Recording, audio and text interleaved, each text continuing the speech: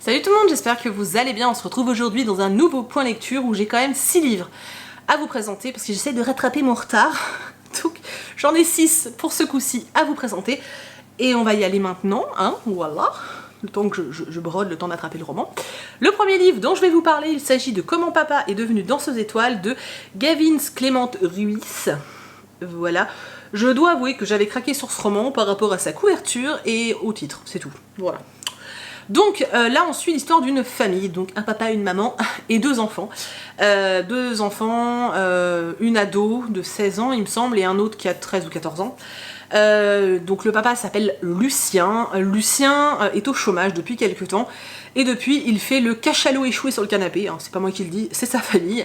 Ce qui met une ambiance assez difficile chez lui parce que sa femme a l'impression de devoir tout supporter. Que ce soit financièrement ou que ce soit matériellement au niveau de la maison, parce que Lucien est tellement dépressif en fait de ce manque d'activité que il fait pas grand chose le papa quoi, il s'occupe plus de ses gamins. Sa fille aînée est passionnée de danse, donc elle rêve que d'une chose, c'est de devenir une grande danseuse. Son fils c'est un gros geek qui adore sa grand-mère. Voilà. Lucien a une vie de famille assez particulière aussi parce que finalement il a grandi que avec sa maman qui était danseuse étoile, donc une femme très voilà. Waouh, je deviens toute blanche. Donc une femme passionnée de danse, hein, forcément, puisqu'elle était danseuse étoile et son père l'a abandonnée quand il était enfant. Donc voilà, il a son passif et puis il a sa petite vie maintenant où il a plus de travail et où il essaye de mener sa vie comme il peut. Donc voilà, ils mènent leur petite vie pépère comme ça jusqu'au jour où, on ne sait pas trop pourquoi, Lucien va se mettre à faire du footing tous les matins. Donc déjà toute la famille se dit mais qu'est-ce qui lui prend? Sa femme va un petit peu se poser des questions et un jour il va rentrer en disant qu'il s'est inscrit à des cours de danse classique. Là ça devient juste what the fuck, personne comprend ce qui se passe. Sa femme se met en tête qu'en fait il a une maîtresse et que c'est pour ça qu'il fait ça. Sa fille est honteuse parce qu'elle ne veut absolument pas que son père s'incruste dans ses cours de danse, sauf qu'en fait ça cache beaucoup plus de choses que ça parce que on apprend au bout d'un moment pourquoi il fait ses cours de danse et ça se justifie quand même, voilà. J'ai moyennement aimé ce livre, alors il se lit très vite et tout seul parce qu'il est très court, l'écriture est plutôt agréable donc ça se lit plutôt vite, il fait 200 pages hein, donc ça se lit vraiment vite. Mais malgré le fait que c'est court, j'ai trouvé quand même quelques longueurs, un manque de rythme par moment. Mais bon, ça reste une lecture sympa, même si c'est pas non plus transcendant. Ça reste sympathique, je pense que voilà, quand vous avez besoin d'un truc léger entre deux livres bien hard, ça peut franchement faire le truc. Je trouve plus la fin de ma phrase. Voilà. Je vais maintenant vous parler de Nuit blanche à Manhattan de Sarah Morgan. Que j'ai juste adoré, un truc de ouf. Je faisais de la résistance, hein. J'avais pas du tout aimé moi la saga, la première saga de l'auteur là, les flocons de neige, je sais pas quoi là, j'avais pas tellement aimé. Du coup c'est vrai que celle-ci me faisait un peu peur. Bon maintenant je suis une passionnée de New York, donc je me suis dit bon vas-y ça se passe à New York, essaye et tout. Et alors j'ai vraiment bien fait parce que c'était trop bien. Donc on suit trois amis, Paige, Eva et Frankie, qui se connaissent depuis pas mal d'années, qui sont vraiment très liés, et qui travaillent toutes les trois dans une boîte d'événementiel. Paige doit avoir une promotion, sauf qu'au fait, au lieu d'avoir une promotion, elles se font virer toutes les trois. Voilà. À partir de ce moment-là, elles plongent dans une profonde déprime, et il y a un de leurs amis d'enfance, qui est aussi le meilleur ami du frère de Paige, voilà, qui va lui dire en fait à Paige mais pourquoi tu crées pas ta boîte, finalement c'est toi qui gérais le mieux tout dans cette histoire donc vas-y fonce. Du coup elles vont se lancer toutes les trois à corps perdu là-dedans, et c'est hyper intéressant parce qu'on a vraiment toute cette histoire autour de la création de leur société, leurs histoires de copines et tout, et c'est hyper intéressant. Et à côté de ça on a l'histoire d'amour entre Paige et Jack, sachant que en fait, ils se connaissent depuis très longtemps. Paige est quelqu'un qu'on surprotège parce qu'elle avait des problèmes cardiaques quand elle était enfant. Elle a subi pas mal d'opérations, elle était très fragile. Jack était là quand elle était enfant, il l'a aidée, il l'a épaulée. Sauf que elle était éperdument amoureuse de lui quand ils étaient ados. Elle s'est offerte à lui, et je crois qu'elle s'est mise nue devant lui en disant vas-y c'est parti, et que lui l'a envoyé chier, donc c'est très compliqué pour elle. Surtout que le frère de Paige, qui est quand même le meilleur copain de Jack, en fait, lui avait fait promettre de pas toucher à sa sœur. Sauf qu'en fait, on se rend vite compte que Jack, s'il l'a repoussée à l'époque, c'est pas parce qu'il voulait pas d'elle, c'est simplement pour protéger son amitié, en fait, avec son pote, quoi. Donc là, on va les suivre tous les deux dans leur romance, et c'est une très belle histoire. C'est pas forcément leur romance qui m'a fait battre le cœur et qui m'a complètement emportée dans cette histoire, c'est clairement l'histoire de cette bande de copines. T'as l'impression en fait de retrouver cette ambiance que tu peux avoir dans Friends, dans Sex and the City, vraiment ces bandes de potes, et c'est vraiment génial, j'adore quoi. Va y avoir 2 autres tomes bien sûr, puisqu'on va parler des 2 autres copines. Il y en a un qui se passe à Noël, donc voilà. Je vais lire le 2e tome, je sais plus, c'est sur Central Park le titre. Je vais le lire en novembre, et le 3e qui se passe à Noël, je le lirai en Noël. À Noël, en décembre. En tout cas, c'est vraiment des super romances. Alors ils sont assez imposants, c'est pas écrit forcément très gros, mais ça se lit tout seul, et moi j'ai adoré l'ambiance de ce roman, je me suis éclatée, et sincèrement je vous les recommande de tout cœur. Il n'y a pas de scène de fesses, il n'y a pas de choses qui peuvent être un peu vulgaires, qui peuvent déranger dans certaines romances. Là c'est juste voilà, une bande de potes, une histoire d'amour, et ça fait trop du bien, et je me suis éclatée. J'ai ensuite lu La noirceur des couleurs de Martin Brasco. Je peux pas vous montrer, je vous mettrai peut-être la couve là. Donc c'est une épreuve non corrigée que j'avais reçue de la part de la maison d'édition L'École des Loisirs. Et c'est un roman pour lequel je suis assez mitigée. Donc on va suivre un homme qui est journaliste, il s'appelle, c'est ça que je ne sais plus, Alejandro. Donc on suit Alejandro qui est journaliste et qui un jour va être embauché par un homme qui, dans les années 1885 ou un truc comme ça, avait en fait... au 19e siècle, fin du 19e siècle, il y a eu pas mal d'immigration en Argentine, pas mal de personnes qui venaient d'Europe, etc., et qui étaient parquées, entre guillemets, dans des instituts, en fait, parce qu'on pouvait pas les mettre n'importe où, donc ils étaient dans ces endroits-là. Et dans ces lieux-là, il y a eu des kidnappings, et là, en l'occurrence, il y a eu 5 enfants qui ont été kidnappés, un de chaque nationalité. Il y a eu un enfant russe, un enfant français, un enfant italien, et puis je sais plus trop. Et nous on est en 1910, donc tout début du 20e, on suit Alejandro qui est embauché par l'un des parents, en fait, d'un enfant qui avait été kidnappé à l'époque, parce qu'il veut savoir ce qui est arrivé à sa fille. Sauf que sa fille est revenue. Mais sa fille ne se souvient de rien, à part d'une couleur blanche, mais sinon elle ne se souvient de rien. Donc voilà, le père veut impérativement savoir ce qui est arrivé à sa fille, donc il embauche ce journaliste pour qu'il enquête dessus, parce que la police en a un peu rien à foutre en fait. Donc lui va commencer à mener l'enquête, va se rendre compte que plusieurs de ses 5 enfants sont revenus, et qu'ils ont tous évolué d'une façon étrange. Parallèlement, en fait, on suit, si vous voulez, vous avez deux voies, entre guillemets, donc à chaque fois vous avez votre histoire, et ensuite vous avez le journal de J.F. Andrews, voilà, donc qui est écrit en italique, qui là vous parle, en fait c'est le journal d'un scientifique qui parle d'une expérience qu'il veut mener, donc en fait il parle de l'expérience qu'il a menée sur ses 5 enfants. Donc on apprend au fur et à mesure ce qui s'est passé, etc., etc. J'avoue que moi, ce qui m'a le plus plu dans ce roman, c'est la partie du journal, donc la partie écrite finalement par le scientifique, où il explique ce qu'il fait aux enfants. Après, j'ai trouvé ça chouette, ça n'a pas non plus été la lecture transcendante, ça a été un peu en dessous de ce que j'attendais. C'est pas qu'il est pas bon, c'est que c'était vraiment en dessous de ce que moi j'attendais. Je pense que j'avais vraiment des attentes XXL pour ce roman, et que finalement on est sur du L, tu vois. Mais ça reste une lecture plutôt sympathique, c'est assez original. En plus, voilà, c'est un auteur hispanophone, donc c'est plutôt cool aussi de découvrir ça. Ça se passe en Argentine, un pays que j'aimerais fortement visiter, donc je me dis pourquoi pas. Et voilà, c'était plutôt cool. J'avais vu venir la fin, donc ça m'a pas trop surpris. Voilà, moi je pense que c'est ça qui m'a manqué dans cette histoire, c'est d'être surprise, parce que finalement j'ai pas du tout été surprise, donc c'est bien dommage, mais ça reste une lecture assez plaisante, et si ça vous tente, franchement pourquoi pas. Voilà, pourquoi pas. J'ai ensuite lu Dans l'ombre de Stella de Alexandra Sirowy chez PKJ, qui est une bonne lecture. Voilà, c'est une bonne lecture. Donc on suit Stella qui est une survivante. En fait, quand elle avait 6 ans, elle était en train de jouer dans la forêt avec sa meilleure amie, dont j'ai oublié le prénom, Janie. Donc voilà, elles étaient en train de jouer toutes les deux, et il s'est passé quelque chose, on ne sait absolument pas quoi, sauf que, en tout cas, la seule petite fille qui va être retrouvée, c'est Stella, et Janie a complètement disparu, on ne sait pas ce qui s'est passé, et surtout Janie a fait un blackout total, elle ne se souvient de rien.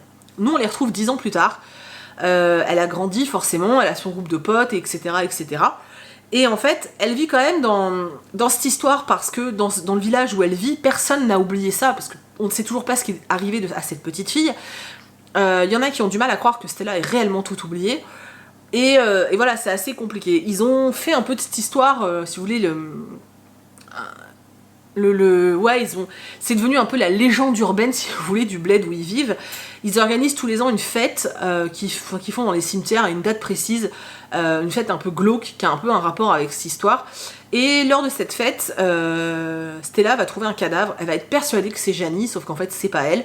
Mais ça va développer et entraîner une enquête, donc on va être dans cette enquête, pour trouver ce qui s'est passé, en fait, tout simplement. Alors, c'est vrai que je n'avais pas vu venir la fin, je suis très honnête, j'avais absolument pas soupçonné ça, voilà. Pendant tout le roman, j'étais ah oui, ça doit être ça, ça doit être ça. En fait, pas du tout. C'est rare que je sois surprise par un livre young adulte, sincèrement, c'est vraiment très rare. C'est en ça que je vous dis que c'est vraiment une bonne lecture, parce que je m'attendais pas du tout, en fait, à être surprise.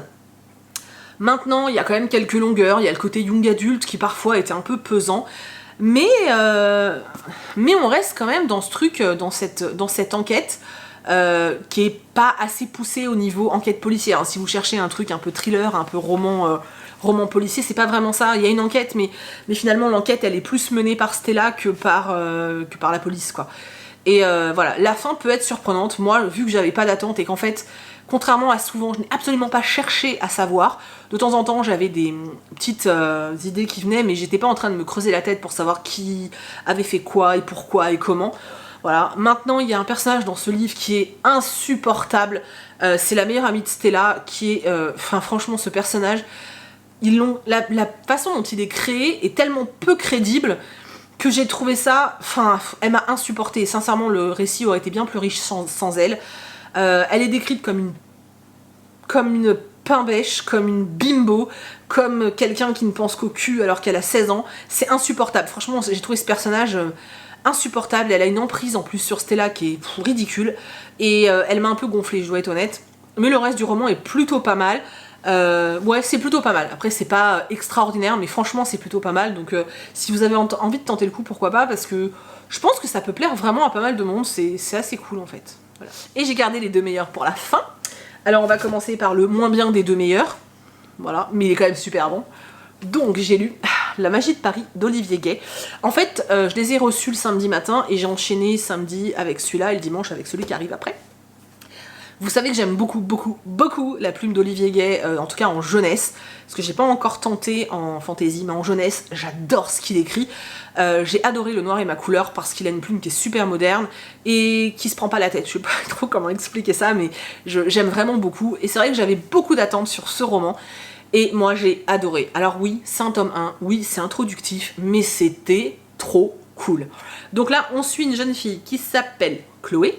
Donc c'est Chloé et Thomas, faut pas que je me confonde avec les autres.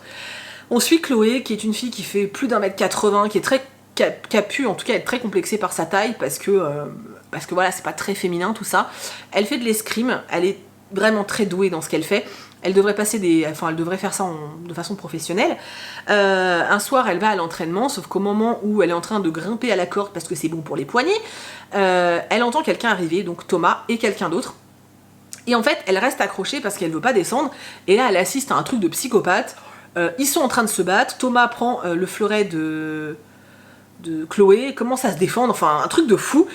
Elle va tomber de sa corde parce qu'au bout d'un moment, elle arrive plus à tenir, la pauvre. Et en fait, elle va se mêler au combat pour essayer d'aider Thomas. Elle va se prendre une épée dans le cœur. Et quand elle va se réveiller, parce que oui, elle va se réveiller, elle sera avec Thomas, qui va lui expliquer que maintenant, elle est son chevalier. Voilà, pas sa chevalière, parce que la chevalière, c'est une bague, mais qu'elle est son chevalier et qu'en fait, ils sont liés. Et là, on va découvrir qu'en fait, Thomas est un mage, et qu'il y a toute une société de mages... sur Paris, que les mages sont protégés par des chevaliers qui leur sont liés, mais normalement pas avant leurs 18 ans, sauf que là Thomas l'a fait avant, donc ça pose un peu problème. Et elle va devoir apprendre à devenir un chevalier en fait, alors que bon, elle connaissait rien à ce monde-là. Donc c'est vraiment super sympa, moi j'ai beaucoup aimé. Alors oui, bon voilà, ça introduit l'histoire, mais j'ai tellement envie d'avoir la suite. Et là c'est la frustration totale, parce que quand j'ai commencé Le Noir et ma couleur, tout était sorti, j'ai pu me les enchaîner. Là, bah, je veux la suite, voilà. Je veux la suite. Olivier, il faut carburer là, je veux encore moi. On a une petite révélation à la fin qui m'a laissé complètement... Ah bon? Voilà, j'aime vraiment beaucoup. C'est pas un coup de cœur, mais franchement, on n'était pas loin. Moi, j'ai adoré. J'ai vu que, je crois que c'est Maud qui la trouve un peu trop introductif, etc. Moi, j'ai adoré. Voilà, j'ai adoré. Ça me parle complètement. La plume d'Olivier Gay me parle complètement. Les gars, foncez. Voilà, foncez. Allez lire ça. Si vous avez... De toute façon, c'est pas compliqué. Si vous avez aimé Le Noir et ma couleur, vous êtes obligé d'aimer ça. C'est dans le même style en fait. D'ailleurs c'est très marrant parce que, faudrait que j'en parle avec l'auteur quand je le croiserai, mais c'est marrant parce qu'il écrit des livres pour la jeunesse avec de la magie. Dans le Noir et ma couleur, la magie c'est la magie des couleurs, et là dans celui-ci c'est la magie des éléments, puisque là clairement les mages se servent des éléments, donc des quatre éléments, je vais pas le répéter 20 fois, et je trouve ça super intéressant en fait de créer toute une mythologie de la magie autour de ce genre de choses. Autant j'avais adoré la magie des couleurs, autant là je trouve ça super intéressant de se servir des éléments en fait, et moi j'ai adoré, je vous le recommande vraiment à 200%. Sincèrement, foncez, il est vraiment top. Et puis bon, voilà, c'est pas, il coûte 14,90€. Je suis sûre que vous pouvez le trouver d'occasion. La couve est franchement pas dégueulasse. En plus, il y a une tour Eiffel. Voilà quoi. Allez, on y va. On soutient les auteurs français. Et maintenant, je vais vous parler d'un coup de cœur. Parce que ça faisait longtemps que j'en avais pas eu. En tout cas, c'est le sentiment que j'ai. Et alors, celui-là, je l'ai bouffé. Je me suis éclatée. Je suis juste tellement heureuse de l'avoir reçu. Voilà, donc... On va parler de Givre de Jean Vigne, qui est sorti aux éditions du Petit Caveau. Donc c'est une petite maison d'édition dont on entend très peu parler. Et je peux vous assurer qu'il faut lire ce roman. Donc foncez. Ils sont disponibles en e-book aussi. Après c'est vrai que c'est quand même cool de les prendre en papier parce que ça soutient la maison d'édition. Pareil, c'est un livre qui vaut moins de 15€. La couve est quand même hyper canon. Et le livre est... c'est une bombe. C'est une bombe. Je n'aime pas les histoires de vampires, je pense que vous le savez, je suis pas... à la base, je suis pas vampire pour un sou, j'essaye de découvrir un peu plus, mais c'est vrai que genre la bitlite avec des vampires ça me plaît pas, voilà, je suis pas très vampire quoi, parce que je pense aussi que ce que j'ai pu lire sur les vampires n'était pas du tout fait pour moi, parce que si j'avais lu que des trucs de vampires comme ça, je pense que je serais très vampire.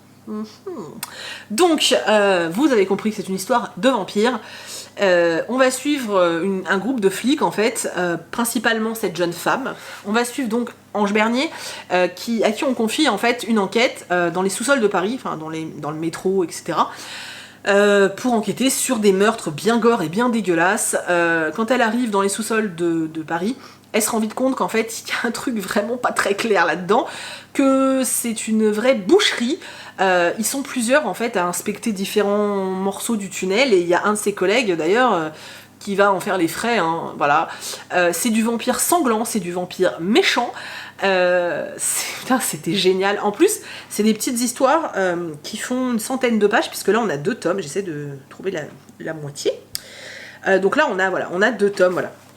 Vous avez la première histoire et la deuxième, j'attends la suite avec une impatience parfaite. Du coup voilà, ils vont devoir combattre ces vilains vampires qui sont très méchants, sauf qu'ils y vont, c'est pas Buffy hein, non plus, c'est vraiment une flic. Donc elle va devoir, avec tout ce qu'elle sait elle, c'est-à-dire que c'est comme si vous demain, on vous disait en fait il y a des vampires dans ta cave, et c'est à toi d'aller les défoncer. Ouais. Sauf qu'en fait, l'histoire de l'ail, l'histoire de ceci, de cela, c'est du pipeau, puisque ça, c'est que des mythes créés, en fait, autour du vampire. Et elle se retrouve un peu là-dedans, genre, ouais, ok, mais on fait comment pour tuer un vampire? Moi, je suis un être humain, je suis pas Buffy, enfin, je veux dire, on fait quoi? Et c'est ça qui est super intéressant, en fait, parce que t'as ce côté réaliste, qui pourtant n'est pas possible, puisqu'on reste dans un domaine fantastique, mais j'ai adoré ces deux côtés, en fait, ce côté... voilà, c'est un groupe de flics qui va devoir finalement combattre les vampires, alors qu'ils sont pas du tout armés pour, enfin je veux dire, t'auras beau leur tirer une balle de 9 mm dans la tête, ça ne fera absolument rien. Et j'ai trouvé ça génial, vraiment, c'était trop cool. Donc dans la première partie de l'ouvrage, en fait, il y a une espèce de meute de vampires, en fait, qui sévit dans les bas-fonds de Paris. Ange va être aidé, en fait, par un très vieux vampire qui vit sur Paris, mais d'une façon... voilà, lui, il est un peu en retrait, mais c'est un peu de sa faute si c'est la merde, donc il va un peu l'aider, lui donner des conseils. Et dans la deuxième partie de l'ouvrage, donc qui correspondrait franchement à la deuxième partie du livre, ils vont mettre en place toujours cette ce truc pour combattre les vampires. Ils vont créer le givre, je vous laisse découvrir ce que c'est. Et franchement, t'as juste envie, quand t'as terminé ce livre, t'en veux d'autres en fait. Tu sais, c'est un peu comme une série qui devient addictive. T'as regardé un épisode, t'as regardé le deuxième, mais tu veux la suite, et là tu te dis, les gars, pourquoi j'ai pas la suite? L'avantage, c'est que sur Netflix, la suite, tu l'as la semaine d'après. Là, non, en fait, non. Et moi, je veux trop la suite. Je vous conseille à 3000% ce roman. Il est un peu sombre, il est un peu sanglant, il y a des scènes un peu dégueulasses, mais c'est trop bien. Il y a un rythme d'enfer, il y a des personnages vraiment trop cool. Et moi j'ai kiffé, franchement j'ai adoré, je vous dis c'est un coup de cœur intégral. Et je vous le recommande à 3000%, mais vraiment parce que voilà, c'est... En plus c'est une héroïne quoi, enfin... Souvent dans des thrillers comme ça, ça pourrait être un peu un thriller fantastique, hein, je sais pas trop dans quoi on pourrait le caser, mais voilà, dans ce genre de livre où en fait on va avoir une enquête policière, c'est souvent un homme un peu écorché, un peu, voilà, qui a un passé pas facile. Là on a une femme, alors on a encore ces clichés du flic un peu écorché, etc., mais c'est une femme, et c'est pas n'importe quelle femme, et c'est vachement intéressant parce qu'en fait elle est super forte, mais en même temps elle a des moments où elle sent qu'elle est plus faible et tout, et où elle veut pas le montrer, et je l'ai trouvée hyper attachante quoi, et j'ai adoré. Je pense que vous avez compris maintenant que j'ai juste adoré. Et en fait, je trouve ça génial que des petites maisons d'édition comme ça sortent ce genre d'ouvrage. Voilà, et je pense qu'il faut vraiment les soutenir parce que vraiment c'est du bon quoi. Allez voir sur leur site, je pense qu'il y a peut-être d'autres romans qui peuvent vous parler, vous donner envie. Je pense que moi je vais aller jeter un coup d'œil pour voir si je peux tenter d'autres choses parce que je sens qu'ils vont me faire aimer le vampire eux. En plus les mails qu'ils envoient sont juste géniaux, donc j'ai trouvé ça trop cool. Bienvenue dans notre crypte et tout, enfin j'ai trouvé ça trop génial. Voilà, vous savez que j'aime beaucoup Jean Vigne, en plus j'ai beaucoup aimé Holomorphose, j'ai beaucoup aimé Nea Chronicle, même si la fin du tome 2 m'a posé quelques soucis, mais là, sans faute, pour moi c'est celui que j'ai préféré de tous ceux qu'il a fait. Je suis red dingue de Givre, voilà, donc je veux la suite, et encore merci au petit caveau de m'avoir fait découvrir ça. J'espère qu'ils me feront découvrir d'autres livres vampires, parce que s'ils font que du bon comme ça, je vais peut-être m'y mettre en fait, voilà. Voilà, j'avais très envie de vous parler de ce roman, je pense que ça se sent. De toute façon, je ne sais pas le cacher, hein. Quand j'aime, je pense que vous le savez.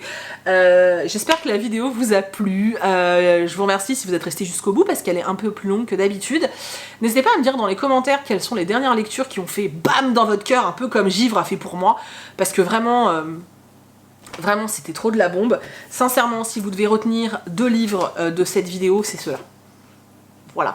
Je pense que ça, je vous le ferai plus souvent, hein, de vous dire lesquels à retenir, parce que je vous en présente tellement que des fois j'ai peur qu'il y en ait qui soient noyés, et ces deux-là, les gars, non, vous les oubliez pas, vous les notez, et vous les oubliez pas, parce que vraiment...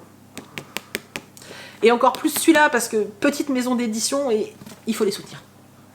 Voilà. Je ne suis pas payée hein, pour dire ça, mais il faut. Donc voilà, j'espère que la vidéo vous a plu, que je vous ai convaincu de lire Givre, parce que franchement ça me ferait plaisir, que vous le lisiez et que vous aimiez, ça me ferait trop plaisir. Je vais m'arrêter maintenant, parce que la vidéo est assez longue. Je vous fais des centaines de bisous, et je vous dis à bientôt dans une prochaine vidéo. Salut!